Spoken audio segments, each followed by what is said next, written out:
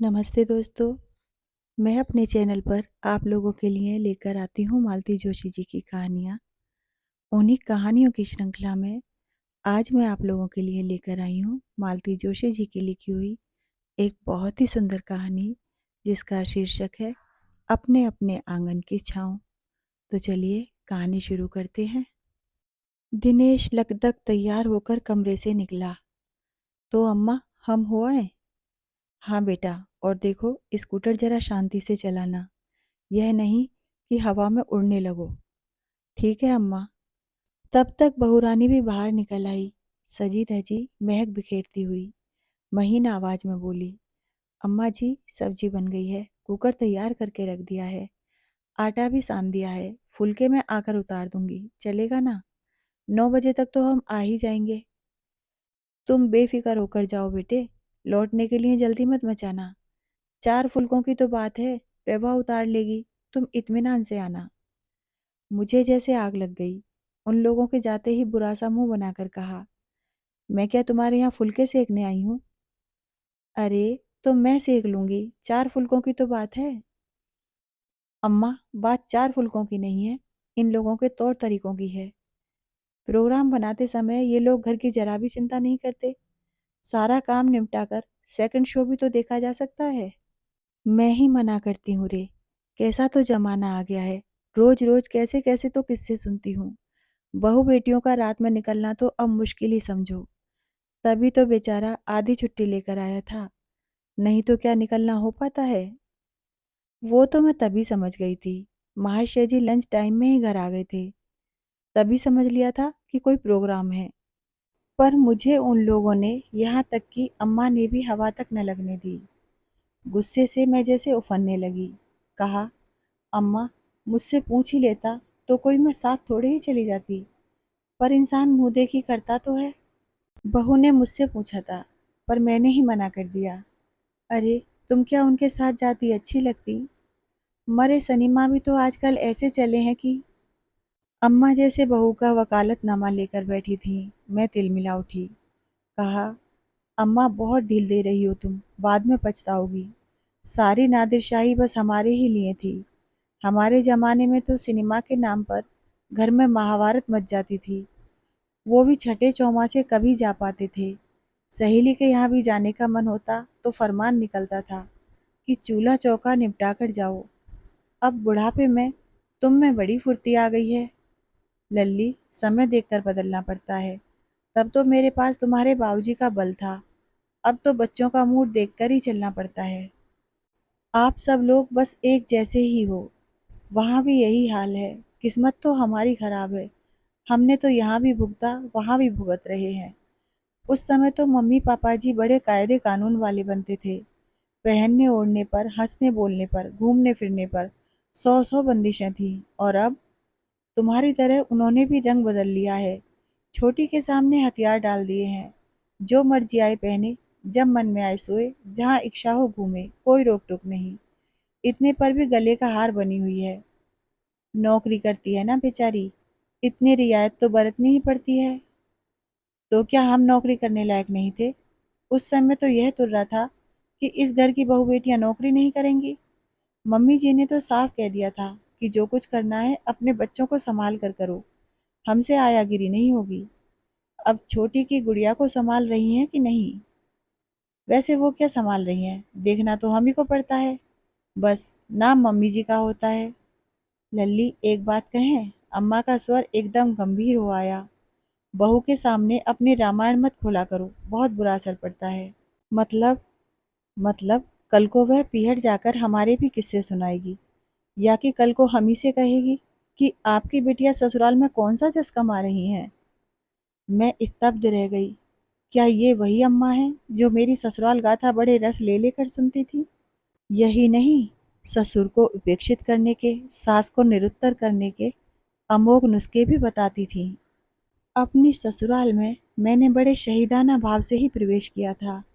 वहां से जब भी लौटती, शिकायतों का, उल्हानों का एक पुलिंदा साथ होता। शिकायतें ससुराल वालों की, उल्हाने पीहर वालों के लिए। अपनी छोटी बहन की शादी के बाद तो मेरा स्वर और भी उग्र हो चला था। विवाह का विवाह न केवल प्रेम विवाह था, बल्कि वह अंतर्जातीय भी था। अम्मा बाबूजी ने बड़े बेमन से ही सही उसके लिए स्वीकृति दे दी थी। तब से मेरा आक्रोश तीव्रतर हो गया था। अपना एक बचकाना सा नामालूम सा प्रेम प्रसंग मुझे एकाएक बहुत बड़ा लगने लगा था।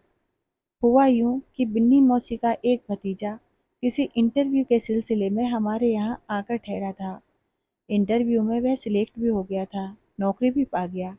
फिर भी उसकी आमद रफ्त जारी रही। अम्मा बाबूजी भी खुश थे कि घर बैठे एक अच्छा लड़का हाथ आ गया है। एक आध बार वह हम भाई बहनों को पिक्चर भी ले गया था। मजे की बात यह है कि अम्मा या बाबूजी ने जरा भी ऐतराज नहीं किया, उल्टे खुशी से मंजूरी दे दी। लेकिन जब वे लोग बाकायदा प्रस्ताव लेकर उन लोगों के यहाँ पहुँचे तो सारी खुशी काफुर हो गई। लड़के वालों ने ऐसा मुंह पसारा कि बाबूजी के होश ही गुम हो गए। इस बीच उस सीधे साधे लड़के के भी पर निकल आए थे। जब मौसा जी ने उसे समझाने का प्रयास किया तो बोला, चाचा उसके साथ मेरा कोई अफेयर थोड़ी ही था। मैं बिना बात के अपने माँ बाप से दुश्मनी क्यों मोल लूंगा। मौसा जी को बहुत गुस्सा भी आया और शर्म भी। मुझसे बोले, प्रभा तू उस नालायक लड़के को भूल जा, मैं तेरे लिए उससे भी अच्छा दूल्हा ढूंढ कर लाऊंगा, ये मेरा वादा है। और उन्होंने सचमुच अपना वादा निभाया। पर एक फांस थी जो कसकती ही रही। 3 साल पहले मेरे देवर की शादी हुई थी। तब से तो जैसे मन में भट्टी सी सुलग रही है। छोटी को सारा घर जैसे हाथों हाथ ले रहा है। सास उसके रूप गुण की चर्चा करते नहीं अगाती। ससुर उसकी रसोई की तारीफ करते नहीं थकते। श्रीमान जी भी उसकी योग्यता के कायल हो गए हैं। हमेशा उसके सलीके की, जहानत की प्रशंसा करते रहते हैं। बच्चे भी चाची के आगे पीछे डोलते रहते हैं। मैं 10 साल से इस घर में खट रही हूँ, पर मेरा किया कराया सब मिट्टी हो गया है। मेरी बीएससी की डिग्री चूल्हे में फूक गई है, पर इसका किसी को मलाल नहीं है। सबकी आंखें छोटी के कृतृत्व से चौंधिया गई हैं। बैंक की नौकरी ना हुई, कोई कलेक्टरी कमिश्नरी हो गई जैसे। जब मन बहुत भारी हो जाता है तो अम्मा के पास आ जाती हूँ। कह सुनकर थोड़ा हल्का हो लेती हूँ। इतने दिनों तक तो अम्मा भी सहानुभूति से सब सुन लेती थीं, पर इस बार उनके तेवर बदले हुए हैं। अब उनकी सारी दुनिया बेटे बहू में सिमट गई है। किसी तीसरे का वहाँ प्रवेश नहीं है। हमारे लिए तो अम्मा साक्षात चंडी का अवतार हुआ करती थी। बहू को लेकिन 100 खून माफ हैं। हम लोग जरा सी बिंदी टिकली भी लगा लेती थी तो जैसे आसमान फट पड़ता था। और बहू के साज श्रृंगार को ऐसे मुग्ध भाव से देखती रहती हैं कि बस उन्हें लगता है जैसे उनके आंगन में रानी पद्मिनी का ही डोला उतरा है। अभी उस दिन दोनों किसी रिसेप्शन से लौटे तो अम्मा बोली, लल्ली नेक राइनॉन तो उतार दो, पता नहीं वहाँ किस किसने कैसी नज़र से देखा होगा। मुझे हंसी भी आई और गुस्सा भी। अब शादी ब्याह में तो हर कोई सच संवर कर जाता है। इनकी बहू कोई अनोखी है जो नजर आ जाएगी। पर अम्मा से बहस कौन करे। हाँ, एक दिन विवाह के पास में जरूर भुनभुनाई थी तो वह बोली, अम्मा ठीक ही तो कह रही हैं, इकलौते बेटे बहू से बिगाड़ करके बुढ़ापे में कहाँ जाएंगी। क्या हम तुम उन्हें हमेशा के लिए रख सकते हैं। आंगन में नल फुरफुरा रहा था। अम्मा ने कनखियों से मेरी ओर देखा। मैं जानबूझकर सुबह का बासी अखबार दोबारा पढ़ती रही। ये बेगार करने को एक हम ही रह गए हैं। अपने लाडलों को तो सिनेमा भेज दिया, अब भुगतो। पीहर में क्या हम यही सब करने आए हैं। तो अपने घर में क्या बुरे थे। मुझे पढ़ने में मसरूफ देखकर अम्मा घुटनों पर हाथ देकर उठी और भीतर चली गईं। आजकल सुबह का पानी भी उन्हीं के जिम्मे है। बेटा बहू देर तक सोते रहते हैं, उन्हें जगाने का मन नहीं होता, या यूं कहो कि हिम्मत नहीं पड़ती। जोर तो सारा बेटियों पर चलता था। दिनेश की अम्मा घर पर हो का। मिसरानी मौसी अम्मा को गुहारते हुए घर में घुसी और मुझे देखकर ठिठक गईं। अरे प्रभा बिटिया, अभी यहीं हो क्या। मुझे लगा चली गई हो। मुझे इतना ताव आया, अगर यहाँ हूँ भी तो क्या इनका दिया खा रही हूँ। मैं चलती हूँ बिटिया, तुम्हारी अम्मा को लेने आई थी। आज वेणुगोपाल जी के मंदिर में स्वामी जी का प्रवचन है ना। पर अब तुम यहाँ हो तो मुझे नहीं लगता वे चल पाएंगी।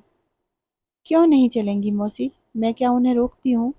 तुम तो नहीं रोकती बिटिया, पर 4 दिन बेटी घर पर आती है तो माँ का मन उसके पास ही डोलता रहता है। 4 दिन नहीं मौसी, मैं तो पूरा महीना रहकर जाऊंगी, मैंने जानबूझकर कहा। जरूर रहो बिटिया, तुम्हारा घर है, खूब रहो, भौजाई का सुख लो। बच्चे भी साथ आए हैं?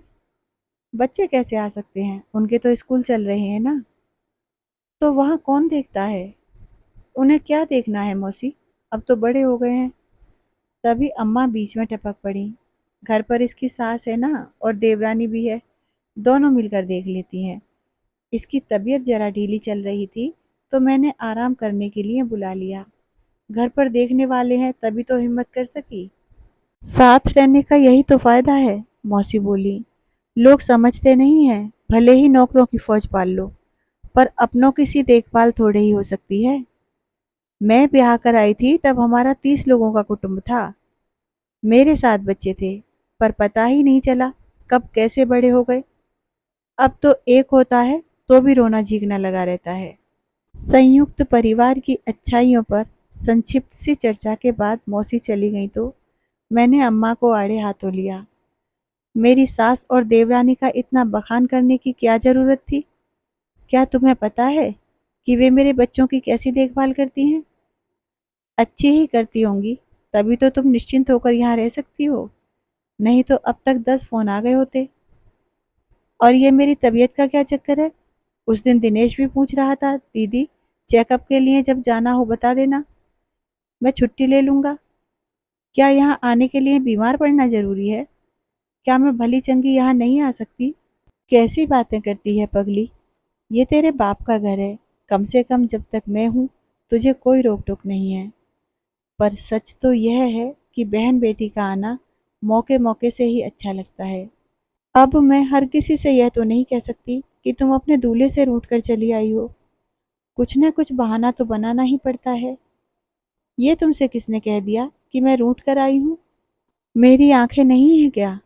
पिछले 10 दिनों में एक भी फोन नहीं आया, न तुमने वहां बात की। बूढ़ी हूं तो क्या, इतना तो समझती ही हूँ। तुम्हारी समझ के क्या कहने अम्मा, तुम तो महान ज्ञानी हो। अच्छा होता प्रवचन में चली जाती तो थोड़ा और ज्ञान बटोर लाती। मेरी वजह से बेकार ही रुक गई, अपना भी नुकसान किया और मुझे भी पाप में ढकेल दिया। मैं तुम्हारी वजह से नहीं रुकी थी, सोचा कि लौटने में 10 तो बज ही जाएंगे, तब रश्मि क्या सोचेगी। घर में माँ बेटी दोनों थी, पर किसी से 4 फुलके उतारते न बने। यह चोट एकदम सीधी थी। मैंने भी बेलौस अंदाज में कहा, यह ठीक किया अम्मा, अब झटपट जाकर रसोई संभाल लो, मुझसे कोई आशा मत रखना। अपने घर की रोटियां सेक सेक कर मैं अघा गई हूँ। 4 रोटियों की कोई बात नहीं थी, मैं ही सेक लेती, पर मुझे अम्मा पर गुस्सा आ रहा था। अनजाने में उन्होंने मेरी दुखती रग छू दी थी। मैं सचमुच रूठ कर ही यहाँ आई थी। 15 दिन हो चले थे, पर किसी ने भी मुझे मनाने की पहल नहीं की थी। यूं तो बात बिल्कुल जरा सी थी। विवेक शीतल दक्षिण भारत की यात्रा पर गए थे। लौटते समय सबके लिए कुछ न कुछ लाए थे। मेरे लिए मैसूर सिल्क, मम्मी जी के लिए कांजीवरम, पापा जी के लिए पूजा वाली रेशमी धोती, पूर्वा के लिए जरी बॉर्डर वाली घाघरा चोली, प्रतीक और उसके पापा के लिए सिल्क के कुर्ते। 2 दिन तक आने जाने वालों के सामने सब चीज़ों का प्रदर्शन होता रहा और शीतल की तारीफ हुई। मुझे तो सुन सुनकर चिढ़ आने लगी थी। जब वे 2-4 बार मेरी साड़ी मंगवा चुकी तो मैंने जाकर मम्मी जी के सामने ही पटक दी। कहा कि जब सबका देखना दिखाना हो जाए तो कमरे में भिजवा दीजिएगा। बाहर वालों के सामने अपनी ऐसी अवमानना से मम्मी जी तो हक्की बक्की रह गईं। इन्हें भी अच्छा नहीं लगा। कमरे में बुलाकर मुझसे काफ़ी कुछ कहा गया। फिर मैं क्यों चुप रहती? मेरे मन में तो ज्वालामुखी ही धधक रहा था। मैं जो शुरू हुई तो घंटे भर तक बोलती ही चली गई। पता नहीं कितने दिनों का संचित आक्रोश सतह पर आ गया था। शीतल कुछ भी करती है तो उसकी तारीफ होती है। मैं जो 10-12 साल से खट रही हूँ सब मिट्टी हो गया। शादी के बाद बस 2 दिनों के लिए रोते झींकते पंचमढ़ी गए थे। उसके बाद से तो सांस लेने की फुर्सत नहीं मिली है। पारुल की शादी, विवेक की पढ़ाई, पापा जी का रिटायरमेंट, मम्मी जी का ऑपरेशन सब मैंने ही तो भुगता है। पर मजाल है जो कभी किसी ने प्रशंसा का एक शब्द भी कहा हो। उन लोगों को तो बिना पैसे की एक नौकरानी मिल गई है, उसी के बल पर सबकी ऐश हो रही है। मैं भी अपना कैरियर लेकर बैठ जाती तब पता चलता। 1 घंटे तक अनवरत बोलती रही मैं। ये चुपचाप मेरी बात सुनते रहे, बीच में एक बार भी टोका टाकी नहीं की। जब मेरा आवेश कुछ कम हुआ तो शांत स्वर में बोले, प्रभा, इस घर के लिए तुमने जो कुछ किया है उसे सब जानते हैं, मानते हैं। इसके लिए सब तुम्हारे गुण गाते हैं, पर तुम्हारे सामने कोई कुछ नहीं कह पाता, क्योंकि तुमने कभी वैसा माहौल ही बनने नहीं दिया। तुमने जो भी किया उसमें एक कर्तव्य बोध था, आस्था नहीं थी। तुमने सब कुछ दिया, अपना समय भी, अपना श्रम भी, पर अपनत्व नहीं दिया। तुम जिस निर्लिप्त भाव से करती रही, लोग उसी औपचारिकता से उसे लेते रहे। न लेने में रस रहा, न देने में। यहीं शीतल तुमसे बाजी मार ले गई। उसने वही दिया जिसके लिए इस घर के लोग तरसते रहे हैं। उसने भरपूर प्यार दिया है, अपनापन दिया है। मीठा बोलने में कोई पैसे थोड़े ही लगते हैं। यही तो मैं कह रहा हूँ, पर तुमसे वही तो नहीं होता। बस एहसान पर एहसान करती चली गई, पर एक क्षण के लिए भी इस घर से जुड़ नहीं पाई। कभी तुमने विवेक के साथ हंसी टिटोली नहीं की, पारुल के साथ अपने रहस्य या साड़ियाँ शेयर नहीं की। कभी पापा जी को मनहुआर करके कोई चीज़ नहीं खिलाई। कभी मम्मी को बदपरहेजी के लिए मीठी डांट नहीं पिलाई। ये छोटी छोटी बातें हैं प्रभा, पर गृहस्थी में इनके दम पर ही रौनक आती है। कभी कभी तो मुझे लगता है, और एकाएक चुप हो गए। क्या लगता है? यही कि मेरे साथ भी तुम बस मजबूरी निभा रही हो। आत्मीयता का एक भी अंतरंग क्षण शायद हमारे जीवन में कभी नहीं आया। यह एक कड़वा सच था जिसे सुनकर मुझे शर्म से गड़ जाना चाहिए था, पर अपनी गलती स्वीकार करने के बदले मैं फुफकार उठी। ठीक है, अगर मैं आप लोगों की अपनी नहीं बन सकी हूँ तो मुझे अपने घर भेज दीजिए। पराए घर में खटने का मुझे भी कोई शौक नहीं है। उन्होंने कोई प्रतिवाद नहीं किया था। अम्मा की बीमारी का बहाना बनाकर मुझे दूसरे दिन गाड़ी में बिठा दिया था। वापसी के बारे में न उन्होंने पूछा, न मैंने बताया। मेरे सकुशल पहुंचने का एक फ़ोन दिनेश ने कर दिया था, बस। उसके बाद कोई संवाद नहीं। आते समय बहुत ताव में थी मैं। सोचा था मेरे आने के बाद वहाँ एक महाशून्य पैदा हो जाएगा, जिसे शीतल की मीठी बोली और मम्मी जी के भाषण भी नहीं भर सकेंगे। पर अब डर लगने लगा है। बड़े से बड़ा शून्य भी समय के साथ भर जाता है। उन लोगों को भी मेरे न होने की आदत पड़ जाएगी। क्या पता, पूर्वा और प्रतीक भी माँ के बिना जीना सीख लेंगे। और जिनके दम पर इतनी ठसक दिखाई थी, उन्होंने भी तो निराश ही किया है। दबी जवान में अम्मा ने भी तो जता ही दिया कि बहन बेटी का बेमौके पीहर आना अच्छा नहीं लगता। उल्टे सीधे ख्यालों का बोझ इतना भारी हो गया कि घर में मेरा दम घुटने लगा। मैंने साड़ी बदली, चप्पल पहनी और पर्स लटकाकर बाहर चली आई। अम्मा से कहने की भी जरूरत नहीं समझी। कुछ देर तक बाजार में यूं ही चहलकदमी करती रही। फिर पता नहीं क्या सोचकर टॉफी बिस्कुट खरीदे, एक मिठाई का डिब्बा लिया और रिक्शे पर बैठकर सीधे विवाह के यहाँ चल दी। विवाह का घर शहर के एकदम दूसरे छोर पर है। टैक्सी के 45 रुपए चुकाते समय मेरी तो जान ही जल गई। विवाह की सास कंपाउंड में ही कुर्सी पर बैठी बुनाई कर रही थी। इस औरत को जब भी देखा है बुनाई करते ही देखा है। पता नहीं एक साल में कितने स्वेटर निकाल लेती हैं। नमस्ते माँ जी। उन्होंने चौंक कर सिर उठाया। अरे प्रभा, तुम आओ भाई। विवाह ने बताया था कि तुम आई हुई हो। मुझे लगा था कि अब तक लौट गई होगी। आपसे बिना मिले कैसे चली जाती? मैंने विनम्रता से कहा। वैसे गुस्सा तो इतना आ रहा था कि कह दूं कि अब तक यहाँ हूँ तो आपको क्या परेशानी है? अपने भाई के घर हूँ, कोई आपकी रोटियां तो नहीं तोड़ रही हूँ। विवाह के लौटने में तो अभी देर होगी ना? हाँ, 6 के बाद ही आती है, दोनों साथ ही आते हैं। प्रसाद कहाँ है? ट्यूशन गया है, 7 बजे लौटेगा। अब उन्हें याद आया कि मैं अब तक खड़ी हूँ। बोली, अंदर चलोगी या यहीं बैठोगी? कुर्सी लानी पड़ेगी। मैं चुपचाप एक कुर्सी उठा लाई और उनके सामने बैठ गई। विषय तो सारे समाप्त ही हो गए थे। मैं यूं ही उनके स्वेटर की डिजाइन देखती रही। हवा में ठंडक बढ़ रही थी, पर वे अपने आसन पर जमी हुई थी।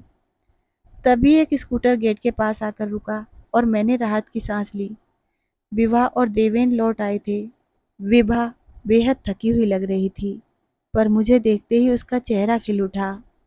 ओह, व्हाट ए प्लेजेंट सरप्राइज दीदी। अब कुछ भी कह लो, सरप्राइज तो है ही। ऐसे तो तुम लोग बुलाते नहीं हो, सोचा खुद ही निमंत्रण ले लूं। क्या बात करती हो दीदी? विभा से पूछिए, मैंने कितनी बार कहा होगा कि दीदी आई हैं तो एक दिन खाने पर बुला लो। झूठे कहीं के।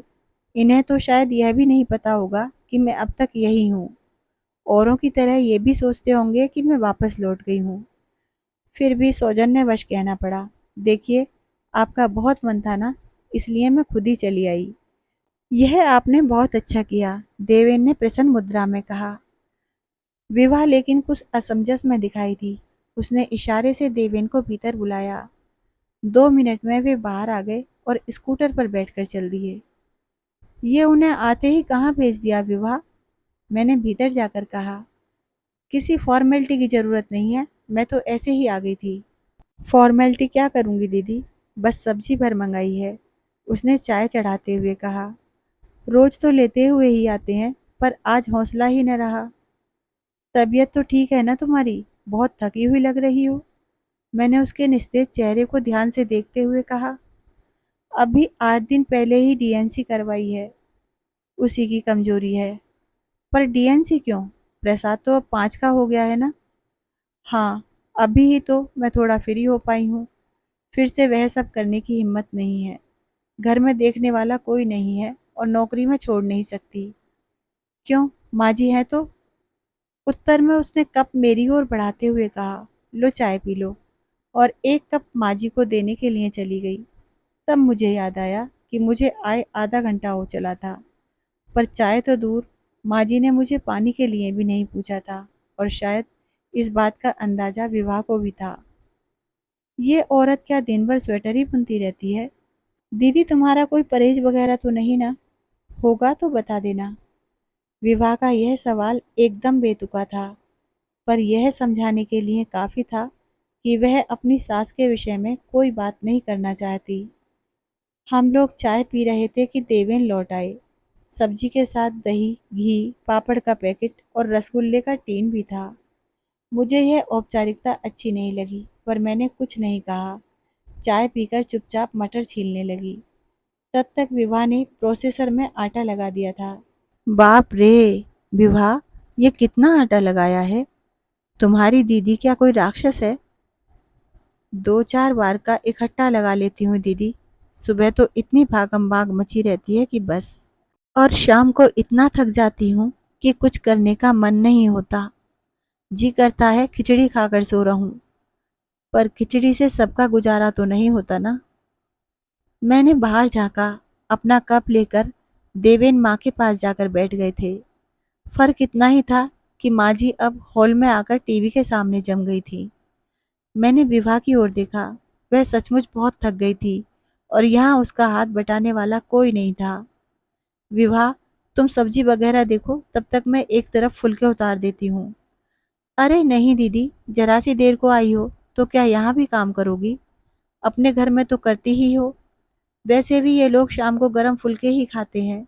खाने बैठेंगे तो उतारती जाऊंगी। इसी बीच प्रसाद ट्यूशन से लौट आया था। अपना काम रोककर विभा ने उसके कपड़े बदले, हाथ मुंह धुलवाए, दूध का गिलास थमाया और वापस रसोई में जुट गई। बाहर माँ बेटे बदस्तूर बातें करते रहे। तू सच कहती है क्या? यही कि घर में देखने वाला कोई नहीं है। वह फीकी सी हंसी हंस दी, पर जवाब में उसने कुछ नहीं कहा। जाहिर था वह इस विषय पर बात नहीं करना चाहती थी। जब प्लेटें लगनी शुरू हुई तो मैंने कहा, विभा, अभी मेरी मत लगाना, मैं बाद में तुम्हारे साथ खाऊंगी। पर माँ जी नहीं मानी। वाह, ये कैसे हो सकता है? तुम हमारी मेहमान हो, तुम्हें छोड़कर हम कैसे खा लें? मजबूरन सबके साथ बैठना पड़ा, पर गले से कौर नहीं उतर रहा था। जब सब लोग खा चुके तो मैंने कहा, अब तो आ जाओ, मैं कब से हाथ रोक कर बैठी हूँ। विवाह अपनी प्लेट लेकर आ गई। खिसियानी हंसी हंसकर बोली, रोज तो मैं माँ जी को पहले ही परोस देती हूँ, हम दोनों बाद में खाते हैं। आज तुम्हारी वजह से देवेन ने भी पहले खा लिया। दरअसल मम्मी जी छूत छात बहुत मानती हैं, उन्हें सीधे उल्टे हाथों से खाना निकालना अच्छा नहीं लगता। मैं तो समझती थी कि एक हमारी अम्मा ही दकियानूस हैं, पर अब तो वो भी काफ़ी सुधर गई हैं। उसी समय फ़ोन की घंटी बजी। विभा ने थोड़ी देर प्रतीक्षा की, पर आखिर उसे उठना ही पड़ा। सीरियल बीच में छोड़ना किसी को भी गवारा नहीं था। लेकिन बाद में प्रश्नों की बौछार शुरू कर दी। किसका फ़ोन था? क्यों था? दिनेश का था, पूछ रहा था दीदी को लेने आऊं क्या? मैंने कहा रहने दो, आज रात यहीं रह जाएंगी। फिर दोबारा खाने पर बैठते हुए धीरे से पूछा, क्या तुम घर पर बताकर नहीं आई थी? अरे, मैं तो यूं ही घूमने निकल पड़ी थी, मन हुआ तो यहाँ चली आई। पता है वहाँ सब कितनी चिंता कर रहे थे। वो तो रश्मि ने सुझाया कि एक बार छोटी दीदी के यहाँ देख लो, तो यहाँ फ़ोन किया। वो तो अच्छा हुआ कि फ़ोन मैंने ही उठाया, नहीं तो इस जरा सी बात का इशू बन जाता। मेरी समझ में नहीं आया कि इसमें इशू जैसी क्या बात थी।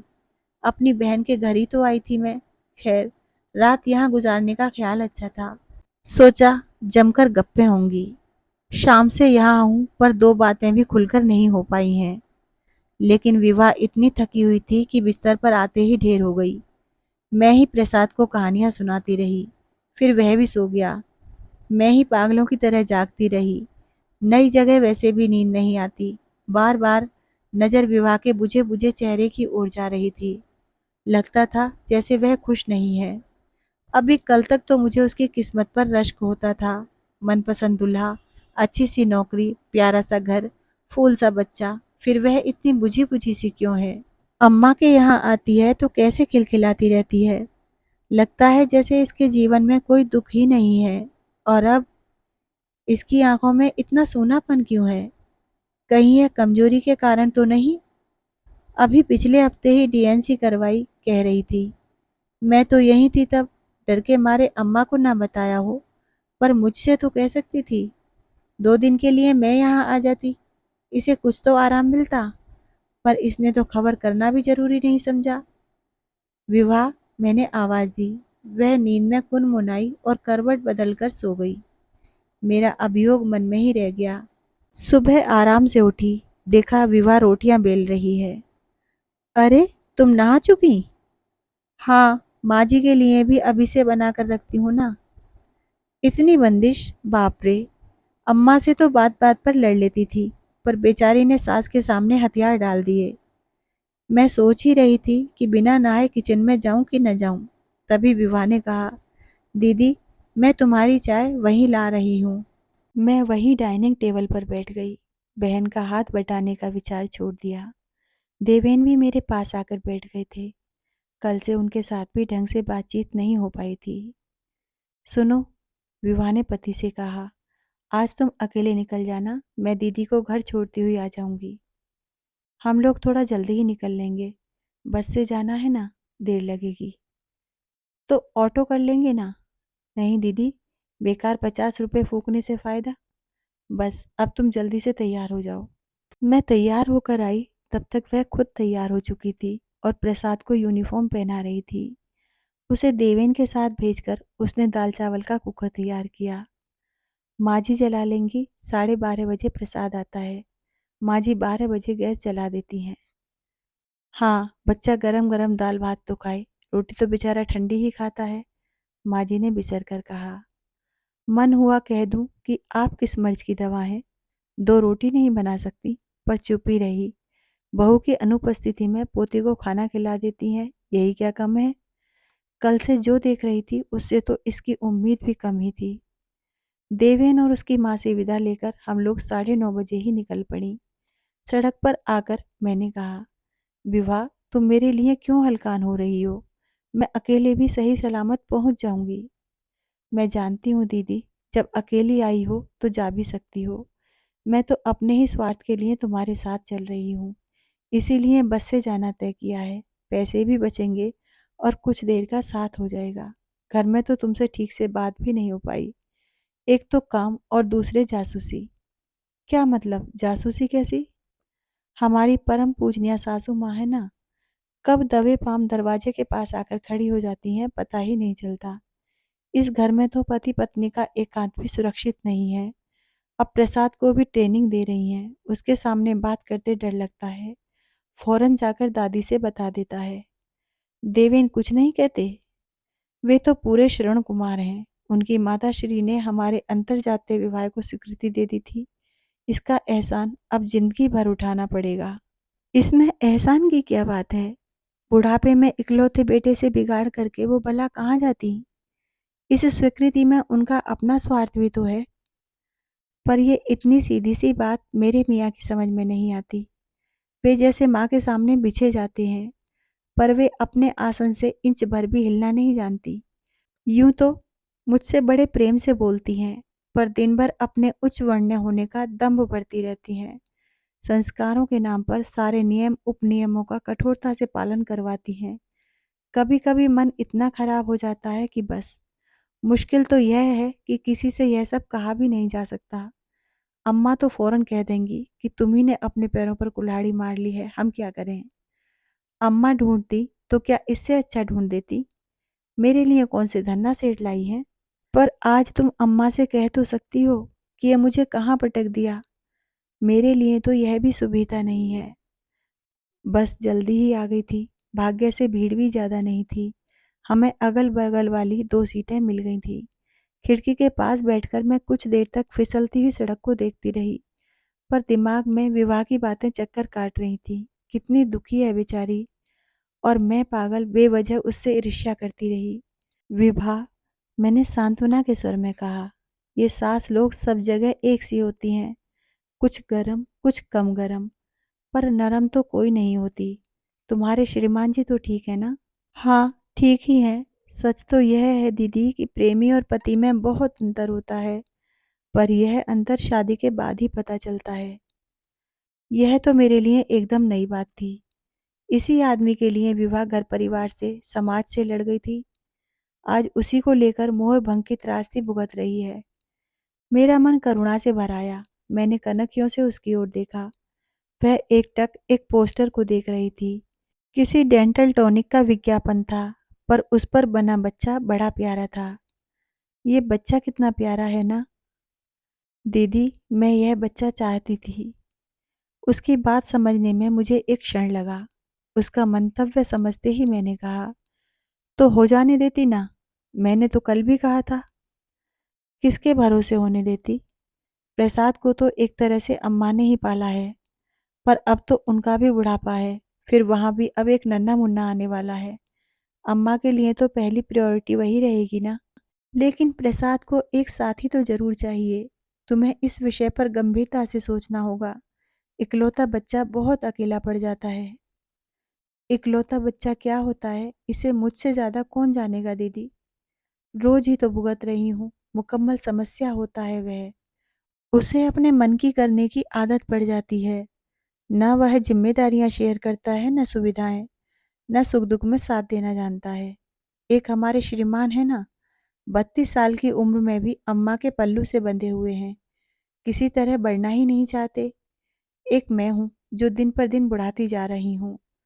वह कुछ देर चुप रही, फिर उसांस लेकर बोली, कैसी विडंबना है ना दीदी। मैं अपनी मर्जी से एक बच्चा पैदा नहीं कर सकती, जबकि यह बच्चा मेरे लिए बहुत जरूरी था। अपने ही घर में मैं एकदम अकेली पड़ गई हूँ। मैं सारे कष्ट उठाने को तैयार थी, लेकिन। और फिर से एक उसांस भरकर वह चुप हो गई। अच्छा हुआ कि हमारा गंतव्य भी आ गया था, नहीं तो इससे ज्यादा सुनना मेरी बर्दाश्त के बाहर था। घर पहुंचते ही अम्मा ने मुझे आड़े हाथों लिया। कैसे लतर पतर चली गई थी तुम? समध्याने में कोई ऐसे जाता है? और बताकर भी नहीं गई। लल्ला बेचारा हलकान होता रहा। अम्मा, अब बस भी करो, विभा ने डांट दिया। 15 किलोमीटर दूर से बस में धक्के खाते चले आ रहे हैं, पानी तक तो पूछा नहीं और शुरू हो गई। तब तक रश्मि शरबत बनाकर ले आई। विभा ने उसे ढेरों आशीर्वाद देते हुए गिलास उठा लिया। खाना तैयार है दीदी, खाकर जाइए। तैयार है तो टिफ़िन लगा दो। अब खाने का समय नहीं है। अच्छा दीदी चलती हूँ अब। अब भी तो रहोगी ना? जाने से पहले फ़ोन ज़रूर करना। एकदम फुर मत हो जाना। मतलब इसे भी मेरे प्रस्थान की प्रतीक्षा है। अम्मा की तरह शायद इसका भी ख़्याल है कि बहन-बेटियाँ अपने घर में ही अच्छी लगती हैं। पर आश्चर्य! इस बार मुझे क्रोध नहीं आया। उसे छोड़ने मैं सड़क तक चली गई। कहा, 1-2 दिन में दिनेश से रिज़र्वेशन के लिए कहूँगी। चाहती हूँ 10-15 दिन के लिए तुम भी साथ चलो, आराम हो जाएगा। अभी तो मुश्किल है दीदी, प्रसाद के टर्मिनल्स हैं, ऑफ़िस में भी ऑडिट का चक्कर है। बाद में ही सही पर आऊँगी ज़रूर। मेरा मन भी 2-4 दिन की छुट्टी के लिए छटपटा रहा है, पर निकलना ही नहीं होता। महीनों हो जाते हैं मैं अम्मा के पास नहीं आ पाती। एक रात भी यहाँ रुक जाऊँ तो घर पर सारी सिस्टम फ़ेल हो जाती है। एक बात और इस बात पर खूब गंभीरता से विचार करना। दोबारा चांस अगर लेना चाहो तो ज़रूर ले लो। महीना 2 महीना मैं तुम्हारे पास रह जाऊँगी। चाहोगी तो बच्चे को साल 6 महीने अपने पास रखकर पाल लूँगी। पर अब और देर मत करना। मुझसे तुम्हारा यह उदास चेहरा नहीं देखा जाता। तुम इतना सब कैसे कर पाओगी दीदी? इतने दिनों तक घर छोड़ना क्या आसान है? ऐसा मुश्किल भी नहीं है। बच्चे मेरे बड़े हो गए हैं। फिर घर में उनकी चाची है, दादी है। और भगवान झूठ ना बुलवाए, प्रसाद की दादी के मुकाबले में मेरे बच्चों की दादी ज़्यादा समझदार, ज़्यादा हेल्पिंग है। और जीजाजी, उन्हें ऐतराज़ ना होगा। उनका भरोसा ना होता तो क्या इतनी बड़ी बात मैं कह पाती? विवाह के जाने के बाद भी मैं देर तक वहाँ खड़ी-खड़ी अपने ऊपर आश्चर्य करती रही। सचमुच इतनी बड़ी बात मैंने कह दी। किस विश्वास से, किस अधिकार से? अरसे बाद मेरे मन में उस घर के प्रति अपनत्व उमड़ आया। अब मुझे किसी मनुहार की, किसी निमंत्रण की प्रतीक्षा नहीं थी। अभी आप सुन रहे थे मालती जोशी जी की लिखी हुई कहानी अपने अपने आंगन की छाँव। कहानी यदि आपको अच्छी लगी हो तो मेरे वीडियो को लाइक कर दीजिए, चैनल को सब्सक्राइब कर लीजिए और कमेंट करना मत भूलिएगा। आपने मुझे अपना कीमती वक्त दिया, उसके लिए मैं आपकी दिल से आभारी हूँ। आपका बहुत बहुत धन्यवाद।